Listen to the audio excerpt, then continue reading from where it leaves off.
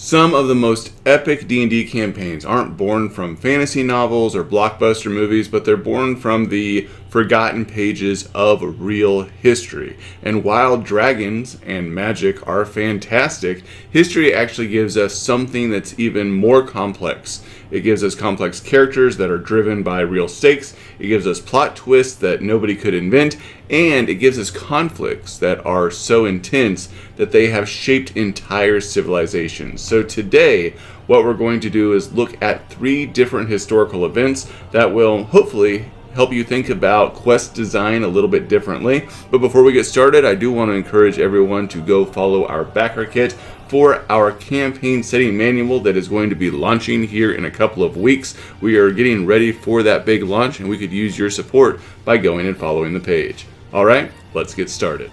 For our first historical moment that I want to capture, we're going to look at the Siege of Alesia. It is 52 BCE. The Gallic chieftain Vercingetorix has made a final stand against Julius Caesar at the hilltop fortress of Alesia. And Caesar doesn't just lay siege. He is building a wall around the entire city. He's built it. And when the Gallic reinforcements arrive, he builds a second wall facing outward, leaving the defenders to be trapped between 2 Roman fortifications, and they're slowly starving. So I want you to imagine building a quest where your party is facing the same scenario.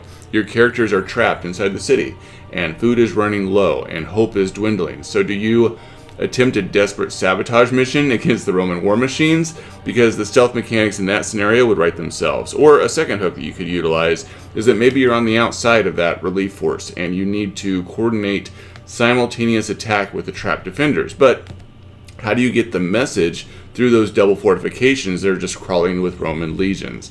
Or third, another option that you could use for a hook is that you just flip the script entirely. You're actually the Roman who are the auxiliaries in the situation, who discover that Caesar's own officers are planning to abandon the siege. So do you stay loyal to a losing cause, or do you help the Gauls escape?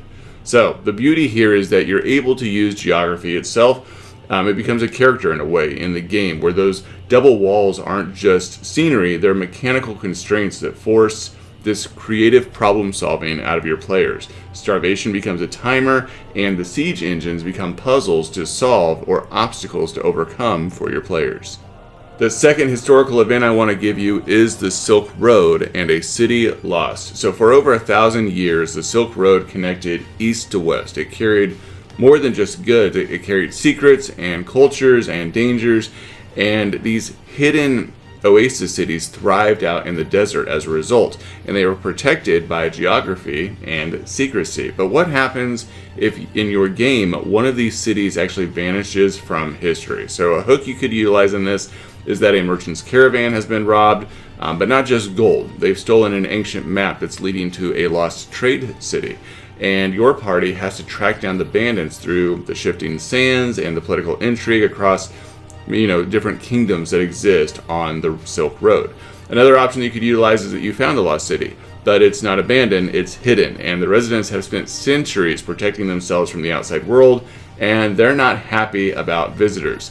Do you respect their isolation, or does the world deserve access to their ancient knowledge and their trade routes? Or a third option that you could utilize in your campaign with this particular historical event is have the city exist in a pocket dimension, accessible only during certain celestial alignments. So you have a rival faction that's learned the secret, and maybe they plan to exploit the city's magical resources.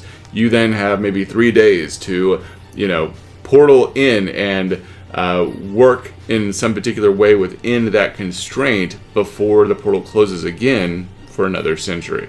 What makes Silk Road quests really kind of brilliant is that it allows you to have a cultural mixing pot, so your party can encounter, Chinese alchemists and Persian merchants and Roman diplomats and Indian mystics all in one campaign, where every NPC can bring different customs and different magic systems and different solutions to problems, and the players can kind of see where they align at in that political mess or in that cultural mixture that occurs within the game. And the last historical event, which I think is just D&D gold, is the burning of the Great Library, the Library of Alexandria, where the greatest collection of human knowledge in the ancient world was lost, where we lost, fields of science and philosophy and magic that were never recovered, and it was irreversible in our history. So how do you approach this in your own game to have something similarly happening that you have to introduce to your players? So one of the things you could do is have the library burning, but it's not an accident. It's a coordinated attack by a cult that believes that some knowledge is too dangerous to exist, and your party has hours to save the most critical text while fighting through smoke, flames, and fanatical book burners. Or a second quest option is that the fire happened decades ago, but fragments of that lost knowledge have surfaced on the black market. And so there are now competing factions that are wanting those scraps to put them together. Some want to preserve them, some want to destroy them forever, and your party becomes caught between these scholars and these zealots to decide how they're going to handle this information that they're trying to get their hands on. Or a third hook.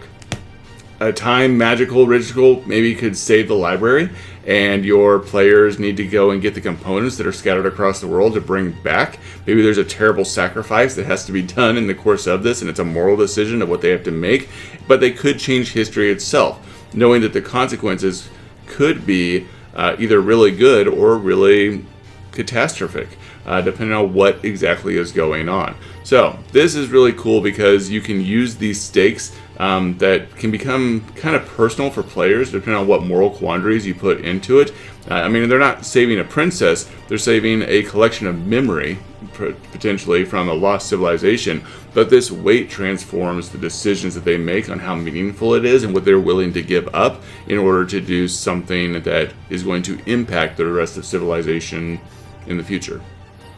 So I want to just give you a few tips on how to manage mining history for your own campaigns and how to introduce them. One, I think it's really important to start with conflict and not facts. Don't get lost necessarily in the historical accuracy of what's going on, but find the human drama, the betrayals, the desperate choices, the impossible odds, and then ask, how could your adventurers change the trajectory of that story?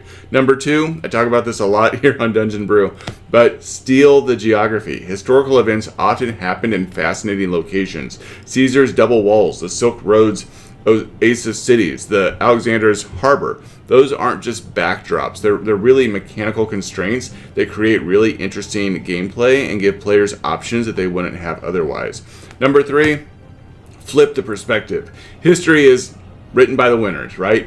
But in your tabletop game, it lets you play the underdogs. It lets you play the rebels. It lets you play the forgotten, voiceless individuals that you never see in the history books. So what if your party sides with Vercingetorix instead of Caesar? What if you are the last scholars trying to evacuate Alexandria? What position can you put them in to make it that much more interesting? And then number four, remember what the stakes are. Historical events mattered, and we remember them because they changed everything. They, in many ways, created a defense mechanism for the collective of human beings to do certain things or behave in certain ways or write certain laws so that we didn't repeat those things that really impacted our evolution, our trajectory in for civilization, all these things. So make sure that your historical quests have consequences that ripple beyond the immediate adventure. So I want to hear from you. What historical event do you think would make your campaign really epic? Drop your idea down in the comments. Let me know. I'm really particularly interested in knowing some lesser known historical moments that deserve some D&D treatment or some ttrpg treatment that hasn't been done before. And again, in the meantime, go follow our Patreon where we have lots of D&D resources for GMs and players like you, and go check out our backer kit. Again, we are launching the campaign Setting Manual for Thegum in the next couple of weeks, launching on September 9th, and we're going to need your support to make it a reality.